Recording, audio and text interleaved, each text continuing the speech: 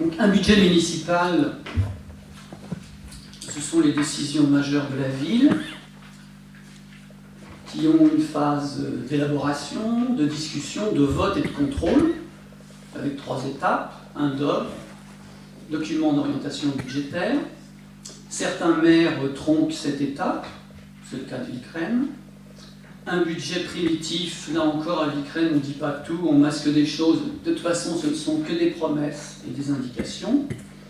Et puis là, on a un compte administratif qui n'est pas si anodin et qui révèle des vérités simples, à défaut de pouvoir facilement creuser dans tous les recoins afin d'informer pleinement les Viquerennois. Alors, la note de synthèse indique, et vous l'avez redit d'une autre manière, mais c'est exactement la même chose, qu'on a un solde d'exécution en fonctionnement de 7 602 000. Et si on tient compte des restes à réaliser de 2 444 000, c'est-à-dire très étonnant d'avoir des restes à réaliser, résultat final, de 2 444 000. Est-ce bien normal?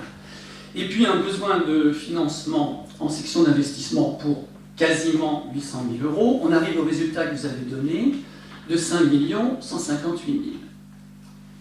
Si l'on prend ce chiffre et que l'on le met en parallèle avec l'impôt qui frappe les Viquerennois, comme c'est normal, c'est-à-dire la taxe d'habitation, pour 7 256 548.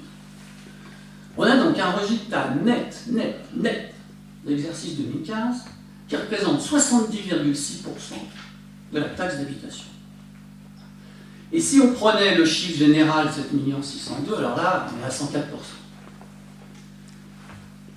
Toute l'année, la campagne électorale et l'année 2014 a été passée à montrer la dérive des dépenses, la baisse des recettes, le manque d'investissement de l'équipe précédente, ce qui nécessitait l'arrivée d'un chevalier blanc ou de chevaliers blancs.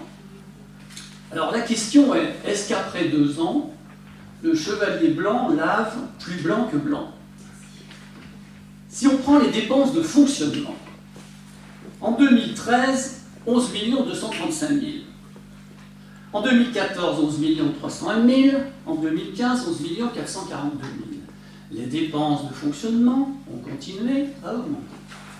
Si l'on prend la masse salariale, 5 590 000, 5 881 000, bien sûr avec des largesses préciblées, d'accord, mais quand même, et 5 975 000, avec un tour de vis à la fin qui tient sans doute compte de nos remarques fondées sur une augmentation sensible des dépenses du personnel. Donc, la gestion exemplaire des dépenses de fonctionnement n'est pas probante. Si on regarde l'épargne de gestion, là on avait 1 280 000 en 2013, 900 000 en 2014 et 4,7 millions en 2015. Voilà, bon, si on continue tous les chiffres comme ça, on voit que ces arguments n'étaient pas justes, ou en tout cas que la nouvelle équipe ne fait pas mieux. Mais pour autant, ces explications étaient-elles fondées pour justifier de la hausse d'impôts? Augmentation de 11% en 2015, parce que la hausse d'impôts c'est 2015, donc c'est vraiment le budget, c'est vraiment le corps administratif, on est en plein dedans. Donc l'augmentation des impôts de 2011, c'est un tour de passe-passe, c'est un mauvais tour joué aux Viquerennois, c'est le fait du prince, et c'est quelque chose de totalement inutile lorsque l'on dégage dans l'année 7,6 millions de résultats, ou 5 158 000, comme vous voulez. Et si l'on prend cette augmentation, j'ai déjà fait la remarque, mais c'est bon de le rappeler, que l'on la met sur 6 années, parce que de toute façon il y en aura 6 années, avec l'évolution mécanique des bases, le coût à supporter pour la population viquerennoise sera, et je suis modeste, entre 5 millions et 5,5 millions. Si au moins on en avait pour notre argent, ça ferait un tout petit peu moins mal. Mais, comme les merveilles de la nouvelle gestion courante ne sont pas là, on est obligé de constater qu'en plus, l'investissement est en berne. Et là, je n'ai pas besoin de prendre des chiffres, il y en a à l'appel, on ne va pas passer notre temps là-dessus. Mais prenons simplement et le réseau de voirie, qui était quand même budgété à 1 892 000, exécuté à 259 000, plus un reste à réaliser, mais 1 613 000 de différence, alors qu'il n'y avait quasiment rien de fait en 2014.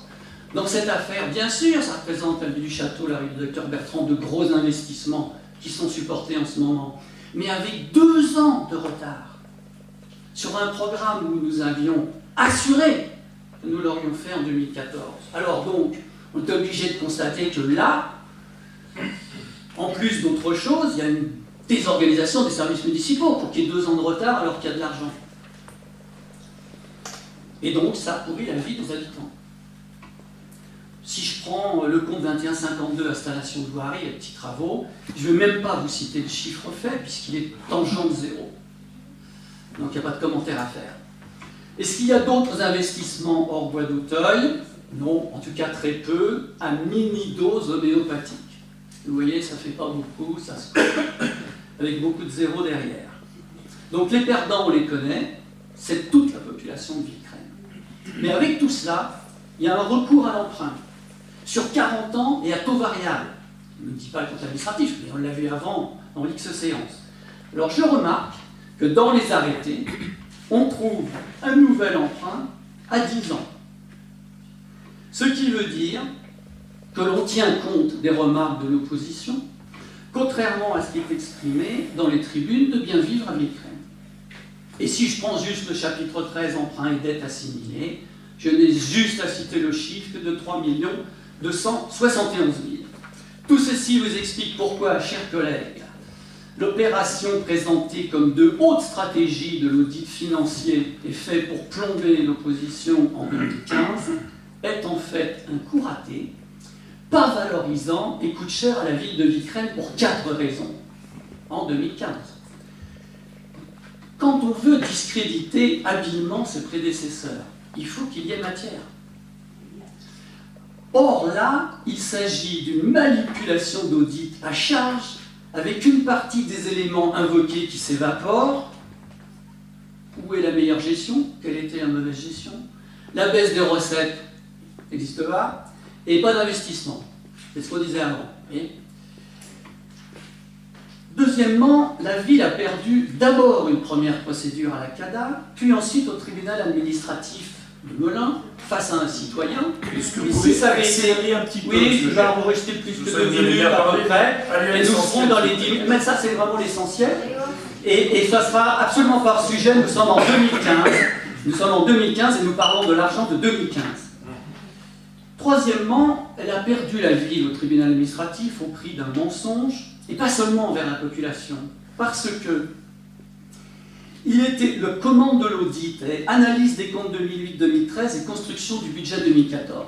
Et la quasi-défense de l'avocat qui était chargé de représenter la ville et de dire que l'audit n'était pas fourni puisqu'il s'agissait d'un document prospectif, qui tout d'un coup est devenu prospectif fin 2015, alors que la commande ne l'est pas et que ce qui est écrit dedans ne l'est pas. C'est embêtant de devoir mentir devant un tribunal administratif, et en plus, ça coûte de l'argent aux contribuables. Tout comme c'est embêtant de travestir la réalité. Ah non, non, là, il n'y a pas du tout de travestir. Dans ce cas-là, le tribunal s'est trompé lourdement. Il aurait fallu faire appel, ce qui n'a pas été fait. Alors, là, ne se trompe pas forcément, il vous a débouté il n'y a pas très longtemps, il ne se trompe pas. Non, pas du tout. Ne rentrez pas là-dedans parce que là, c'est pas du tout dans le sujet. Justement. Et là, vous auriez tort parce que ça demanderait explication. Mais pour le compte, c'est pas dans le sujet. Donc, ce compte administratif 2015, votre calvaire va bientôt finir. Je vais être économe, puisque à défaut de pouvoir agir sur le budget, soyons au moins économes sur les mots. Donc, le compte administratif 2015, c'est une hausse d'impôts illégitime. Aucune amélioration globale, il y a des points, aucune amélioration globale de la gestion courante, des emprunts faits n'importe comment, des investissements hors bois d'Auteuil presque anecdotiques, et ceux qui pourraient compter le sont avec 2 ans de retard, plus ou moins. Et un audit négatif pour l'image de Villecresnes, de sa municipalité. Bref, l'année 2015, c'est une année pour rien, et depuis 26 mois, c'est 2 années pour pas grand-chose. Mais pendant ce temps-là, les Villecresnois sortent de leur porte-monnaie.